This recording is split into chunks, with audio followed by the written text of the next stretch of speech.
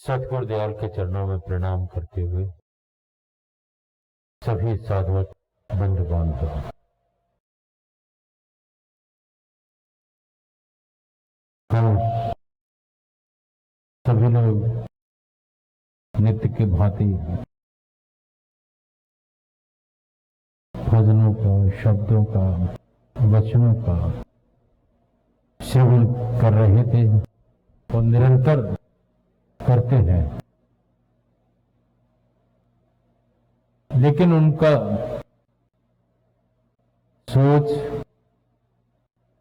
चिंतन, इसकी कमी प्रतीत होती है।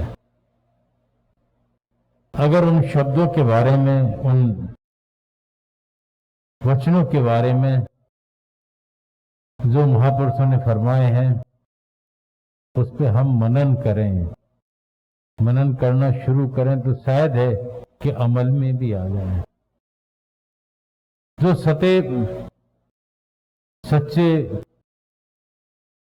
और सच्चाई को लेकर के साधना से जुड़े हुए वो शब्द हैं, जब हम उनके बारे में सोचेंगे, चिंतन करेंगे सदगुरु का, मालिक का, तो निश्चित तौर पर उनके हम शब्दों पर भी अमल कर सकेंगे, उनके आदेशों का हम पालन कर सकेंगे। हमारी वृत्ति बड़ी अजीब है।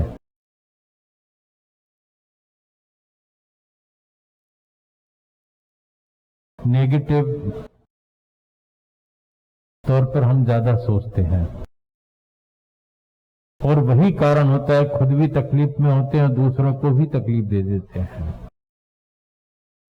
आज ही कहीं एक जगह एक आर्टिकल था, उसमें लिखा था अग्रवाल साहब कि अगर पॉजिटिव एटीट्यूड रहेगा तो कोरोना की रिपोर्ट नेगेटिव आएगी।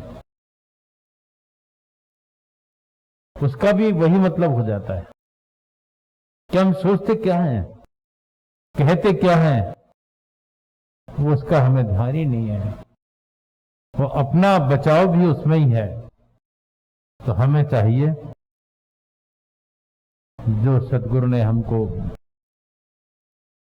दिया है उसकी कदर करें, समझें, गहराई तक समझें कि उनका वरद हस्त, उनका रक्षा का हाथ सदैव हमारे साथ रहा है और सदैव रहेगा। लेकिन जो उसको समझेंगे उनको उसका अनुभव होगा, जो नहीं समझेंगे उनका अनुभव नहीं हो सकता। पास दूर, ये मेरा, वो तेरा, उसका, उसने ये कहा था, ये मेरी जमीन थी, वो उसकी जमीन थी, ये झगड़े और चल रहे हैं अग्रवाल साहब दुनिया में। ये तो मेरी जगह थी, यहाँ पे मेरी तेरी क्या थी, जिसकी थी उसी की है, तुम्हारी कहां से आ गई। लेकिन उसका जो प्रभाव पड़ता है वो बहुत गलत पड़ता है।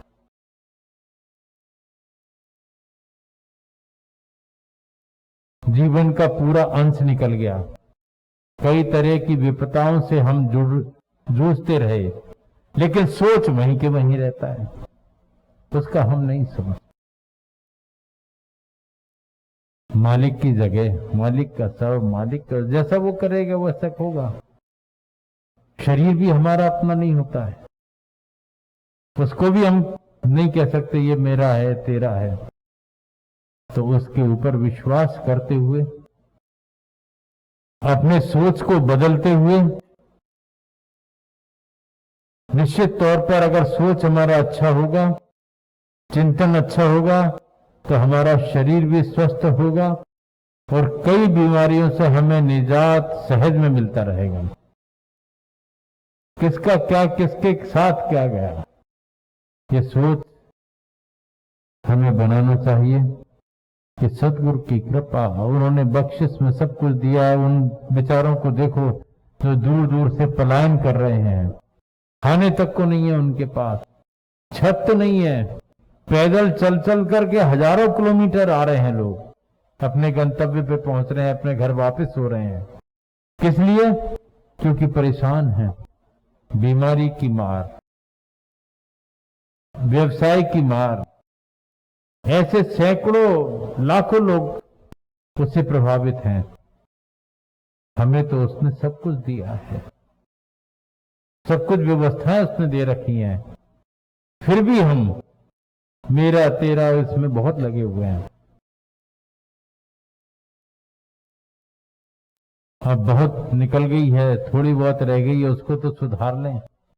उसको सुधारते हुए कम से कम उसके बने रहें, ऐसे कृत्य करें, ऐसे काम करें और अपना सोच बदलें। और निश्चित तौर पर जिसका सोच बदल गया है, जिसने मालिक पर सच्चा विश्वास किया, समर्पित है,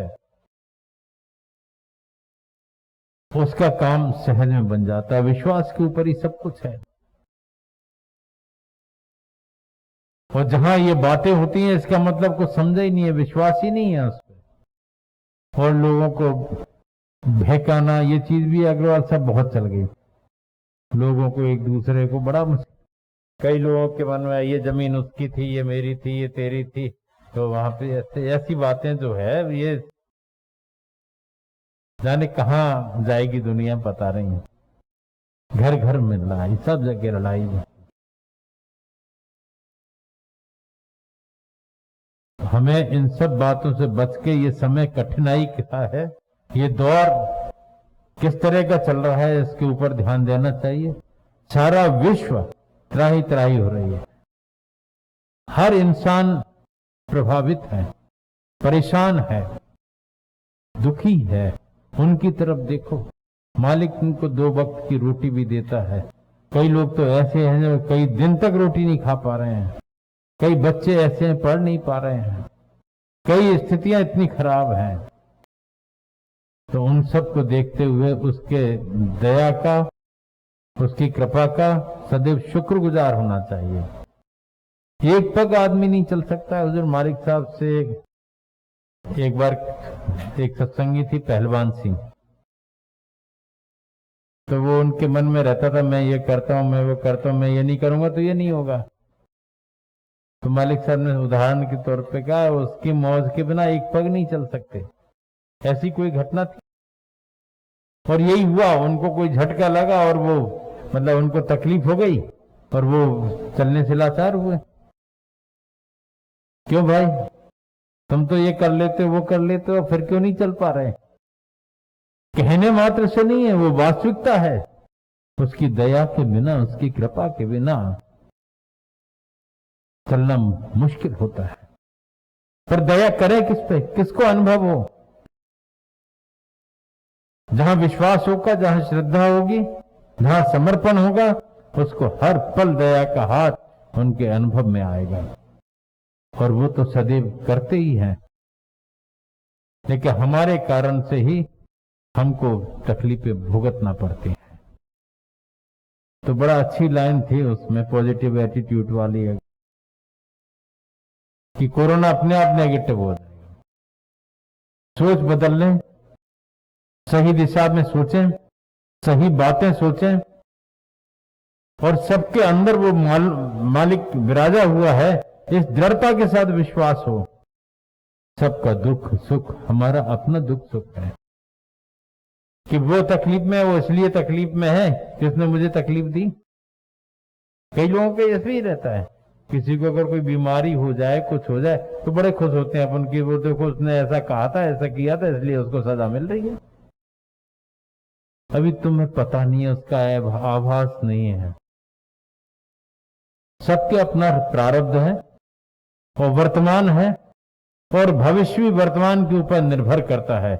जब ऐसा सोच होता है किसी का, तो निश्चित तौर पर अपने पुण्य उसको मिल जाते हैं, जिसके बारे में ऐसा सोचा जाता है, और हम फिर उस कष्ट से ग्रसित हो जाते हैं।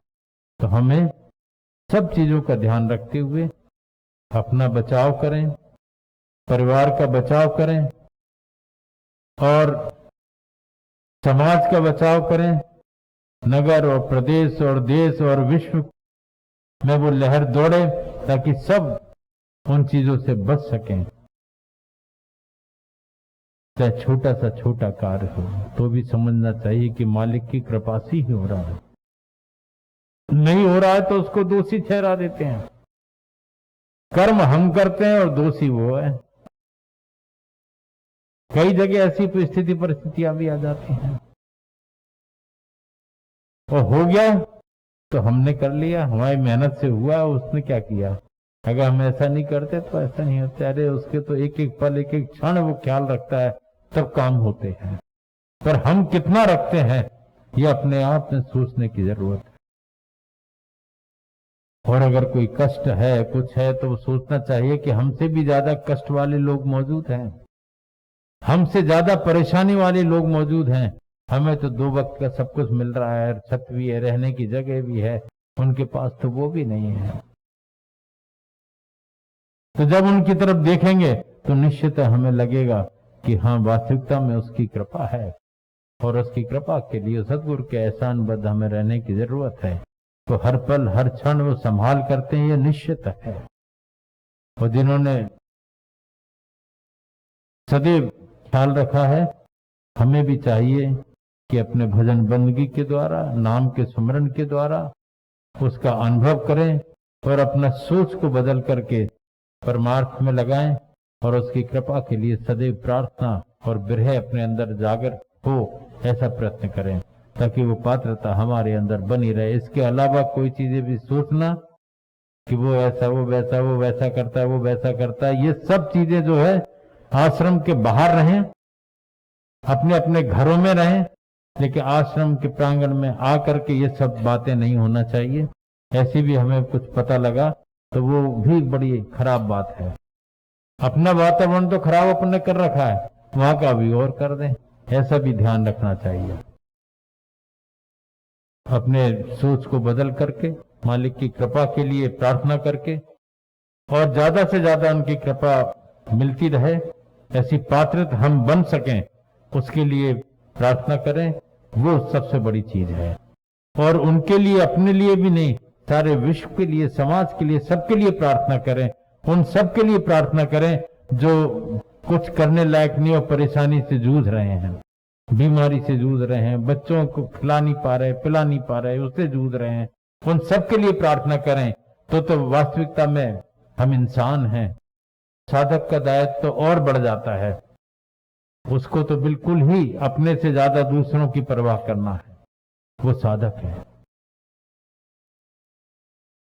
निश्चित तौर पर वो जातिवाद, धर्म, महाविज्ञान में जैसा कि फरमाया हुआ है, उसकी दया का पात्र सबको ही होता है। अगर हम धर्म तक सीमित हो गए, जाति से सीमित तक हो गए कि वो क्षत्रिय, वो ब्राह्मण, वो ये विचार हमारे अंदर आ गया, तो आप साधक नहीं है, आप उसके पात्र नहीं है। अगर ऐसे विचार हैं तो हमको अपने घर तक रहो। यहां पे वो संकीर्णता का प्रचार नहीं होना चाहिए। वो सबका है, सब उसके हैं, छोटा बड़ा, किसी भी धर्म का, किसी भी जाति का, सदैव से उनके ऊपर कृपा बनी रही है और संभाल करते रहे हैं। हमने क्या किया ये सोचो, उसको देखो, तो अपने आप को संभालो। समय बहुत गुजर गया, अब जो बचा है उसको संभाल करके चलो, ताकि उसकी कृपा हमको मिल सके, उस कृपा के हम पात्र बन सकें। ऐसा विरह प्रेम अपने अंदर जागृत करो कि हमारी पुकार उस तक पहुंचे और सबकी संभाल हो सके। ऐसी कृपा वो सदैव बनाए रहें, ऐसे बार बार प्रार्थना करने की आवश्यकता है। हम भी प्रार्थना करेंगे, जो उन्होंने उपाय बताए हैं, शासन प्रशासन की जो व्यवस्थाएं हैं, उसका भी सतत पालन करने की आवश्यकता है।